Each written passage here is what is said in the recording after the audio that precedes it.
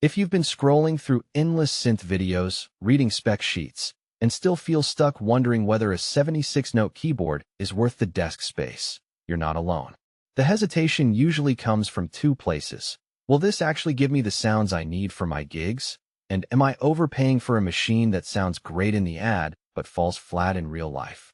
I've been in that spot a few times, and after testing a few mid-range workstations, the Roland JUNO 7 stood out enough to merit a closer look. Link is in the description if you want to check the product details on Amazon. First, let's talk about the everyday workflow.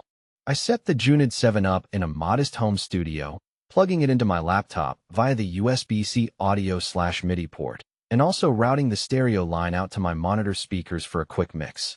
The moment I powered it on, the first thing I noticed was how fast the ZEN-Core engine pulls up a patch.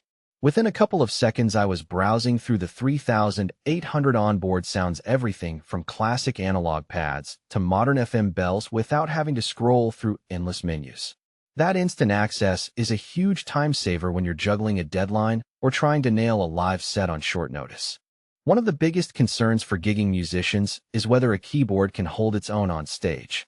The JUNO 7's synth action keys feel responsive enough for fast runs, yet they still give you that slight bite that lets you articulate a staccato line without a separate controller. When I tried it with a small band at a local coffee shop, the built-in sounds blended nicely with the electric guitars and drums, especially the acoustic piano and string patches that are often hit or miss on cheaper workstations. The fact that you can pull a full piano tone straight from the keyboard without layering external VSTs saved us a lot of rack space and setup time. Now, let's address the value for money question. At its price point, you're essentially getting a full-featured performance synth that rivals some of the older, higher-priced models from the same brand. The ability to load Roland's sound packs and wave expansions means the library can grow with you, and the sample import function lets you bring in your own wave files for custom one-shots or loops. In practice, I took a short vocal phrase, imported it as a sample, and used the keyboard's envelope controls to turn it into a rhythmic hit that sat perfectly under a synth lead. That kind of flexibility usually belongs to higher-end units, but it's baked right into the JUNO 7. Of course, no instrument is without trade-offs. One thing I ran into was the limited physical control surface. While the workflow is intuitive, you don't get a sprawling bank of assignable knobs and faders that you might find on a dedicated DAW controller. This means you'll spend a bit more time digging into menus if you like tweaking multiple parameters on the fly. If you're the type who wants dozens of sliders at your fingertips while performing, you might feel a little constrained. Additionally, the built-in speaker system is absent, so you'll need external amplification or headphones for practice. Nothing unusual for a gig-ready keyboard, but worth noting if you were hoping for an all-in-one desktop solution. Who should consider buying the JUNO 7?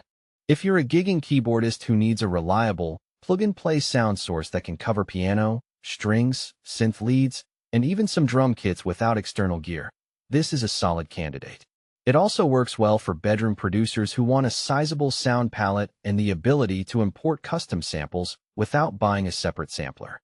The USB-C interface makes it a breeze to integrate with modern laptops, which is a real plus for anyone using Ableton Live, Logic, or even mobile DAWs on an iPad.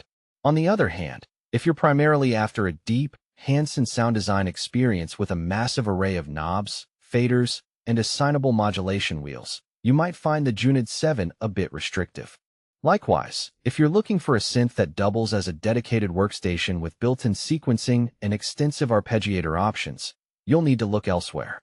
For those who already own a full DAW setup and just need a keyboard to trigger sounds, a simpler MIDI controller could be a cheaper alternative. Let's break down a couple of real-world scenarios to illustrate the strengths and weaknesses.